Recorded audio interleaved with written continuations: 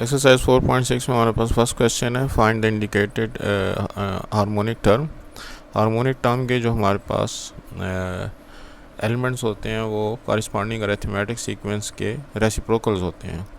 तो इसका मतलब ये हुआ कि अगर h1 हमारे पास 1/9 है और h2 हमारे पास 1/12 है और इसी तरीके से ये सिलसिला आगे जा रहा है, तो इसका कॉरिस्पॉन्डिंग अरिथमेटिक सीक्वेंस बनेगा 9 और 12 और इस तरह से आगे 15। तो मैं अगर इसकी मदद से ए एन मालूम कर लूँ जो कि a + n-1 इंटू डी के बराबर है, और इसमें अगर मुझे 7 टर्म मालूम करनी हो तो a + 7-1 इंटू डी। अब first term of the sequence जो है वो 9 है, 7-1 6, डी जो है वो 12 - 9 के हिसाब से 3 हो गया, तो 6 × 3 = 18 और ये बना 27। इसका मतलब ये है कि यहाँ पे जो h7 होगा वो 27 का रेसिप्रोकल यानी कि 1/27 होगा। सेकंड थर्ड पार्ट तो इसी तरह से है। जिस तरह क्वेश्चन 4 में हमारे पास h1 1/4, h2 1/9, तो इसका कॉरस्पॉन्डिंग जो अरिथमेटिक सीक्वेंस है a1 4, a2 जो है वो 9। तो मैं अगर इसकी n टर्म मालूम करता हूँ तो n = a + n-1 into D के फार्मूला से a की वैल्यू हो गई 4, n एज इट इज़, और d जो है 9 - 4 के हिसाब से 5। सो n = 4 + 5n - 5, तो 5n - 1। अब an अगर 5n - 1 है तो इसके हिसाब से hn जो है वो 1/5n - 1। क्वेश्चन नंबर 6 में भी हमारे जो h1 की वैल्यू हो गई 1/2, h2 की वैल्यू हो गई 1/2 होल 1/2 एंड सो ऑन। तो इसका कॉरस्पॉन्डिंग अरिथमेटिक सीक्वेंस बनेगा a1 जो है वो 2 हो गया, a2 जो है वो 2.5 हो गया। तो इसके हिसाब से d की जो वैल्यू बनती है वो 2.5 में से a2 - a1 के हिसाब से 1/2। अब मैं जब इसका n टर्म मालूम करता हूँ तो n = a + n-1 into D. तो a की बजाय मेरे पास 2, n-1 और d की बजाय 1/2। इसको सिंप्लीफाई करने की सूरत में मेरे पास बनेगा 2 + n/2 - 1/2, और इसको अगर मैं सिंप्लीफाई करता हूँ तो ये मेरे पास 2 - 1/2 जो कि दो लाइक टर्म्स बनती हैं। 2 × 2 = 4, 4 - 1 3/2, सो n/2 + 3/2। तो 2 मेरे पास एलसीएम हो गया n + 3। अब इसके हिसाब से जब मैं इसकी कॉरस्पॉन्डिंग हार्मोनिक टर्म लिखता हूँ तो 2 ऊपर और n + 3 जो है वो नीचे। तो ये हमारे पास इसकी कॉरस्पॉन्डिंग n टर्म बन गए। या हम इसको बुक के जवाब के मुताबिक 1/n + 3/2 भी लिख सकते हैं, जिस तरह से इसकी टर्म्स आ रही हैं। लेकिन बहरहाल इस फ्रैक्शन को जब ऊपर लेके जाएंगे तो 2 ऊपर आ जाएगा, n + 3 नीचे आ जाएगा। क्वेश्चन नंबर 7 में हमारे पास जो फर्स्ट टर्म है हार्मोनिक की वो है 1/4, सेकंड टर्म है 1/7 और हमने h14 मालूम करनी है। तो यहाँ पे इसका कॉरस्पॉन्डिंग टर्म a1 4 हो गया और a2 जो है हमारे पास 7। तो इसके हिसाब से जब मैं an का फार्मूला लिखता हूँ a + n-1 इंटू डी, और मुझे मालूम करनी है 14 टर्म, तो a14 = a की बजाय 4, n की बजाय 14, -1 और d की बजाय 7 - 4 से 3 आ जाएगा। 14 + 14 - 1 = 13, 13 × 3 = 39। तो a14 हो जाएगा 9 + 4, 13, 3 + 1 4, 4 + 1 5। तो ये जो हमारे पास a4 53 आया है h14 के हिसाब से 1/53 हो गया। अच्छा, ये जो 4 है ये गलती से 14 लिख दिया, तो ये हमारे पास 43, लिहाजा यहाँ पे भी 1/43 हमारी जो रिक्वायर्ड टर्म है वो आएगी।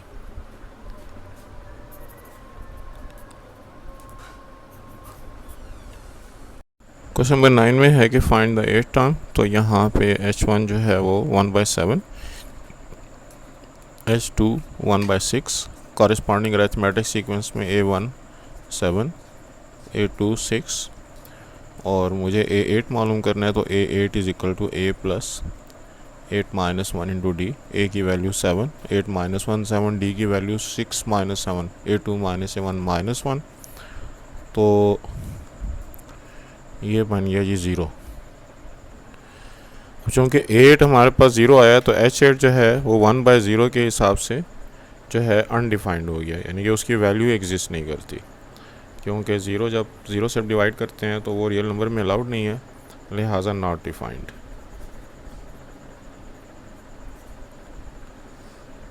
क्वेश्चन नंबर 10 में हमारे पास है जी 9 और 10 के लिए हमने हार्मोनिक मीन मालूम करना है। हार्मोनिक मीन का हमारे पास फार्मूला होता है 2AB over A plus B. इसके मुताबिक 2 into 9 into 11 divide by 9 plus 11, इससे HM की वैल्यू बनती है 2 इंटू 9 इंटू 11 और डिनोमिनेटर में हमारे पास 20 आ गया, ये इसको काट के 10 कर देगा, तो 99/10। इसके अलावा जो हमको अरिथमेटिक मीन मालूम करना है तो वो होता है A plus B divide by 2। इसकी वैल्यू बनेगी 9 plus 11 divide by 2, 20/2 which is equal to 10। और ज्योमेट्रिक मीन का फार्मूला होता है हमारे पास अंडर रूट AB, जिसके मुताबिक ये बनेगा 9 इंटू 11, तो इसको हम अंडर रूट 99 लिख सकते हैं। अब for AH is equal to G square, A की वैल्यू है हमारे पास 10, H की वैल्यू है 99/10 और J की वैल्यू है अंडर रूट 99। इसका स्क्वेयर कर देंगे, 10 को काट देगा, तो 99 is equal to 99 which is true, तो हैंस प्रूव्ड।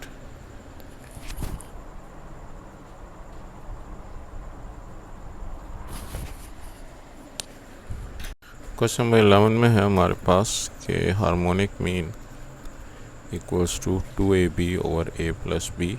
इस फार्मूले के मुताबिक A की ये हमारे पास 2/3, B की वैल्यू 4/7, 2/3 प्लस 4/7 के हिसाब से 2 2 4 4 4 16 डिवाइड बाई 21। नीचे भी हमारे पास 21 एलसीएम, तो 7 2 14 और 4 3 12, तो 21 के साथ काट गया, तो ऊपर हमारे पास 16 और नीचे हमारे पास 26 विच इज़ इक्वल टू 8/13।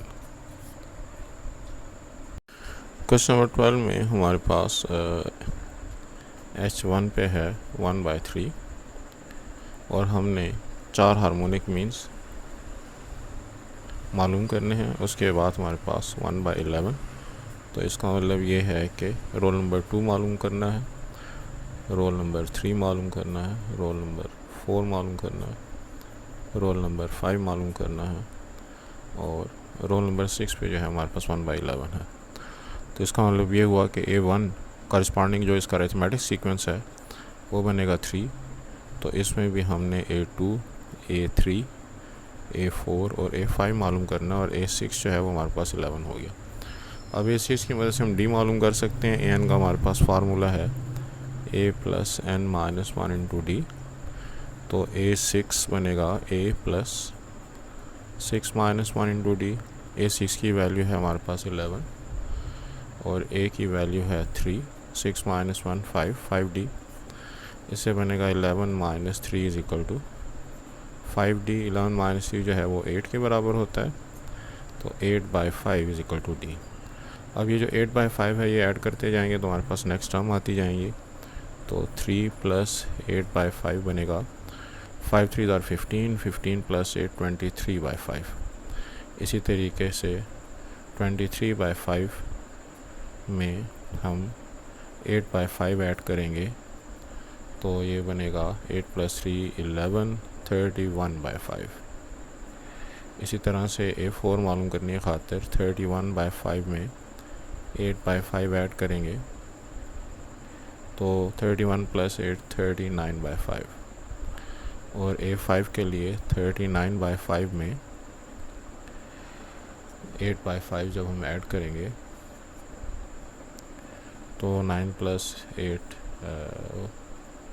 47/5। अब इनके कॉरस्पॉन्डिंग एलिमेंट्स को जब मैं हार्मोनिक में लिखता हूँ तो 23/5 = 5/23, और यहाँ पे 5/31, और यहाँ पे 5/39, और यहाँ पे 5/47।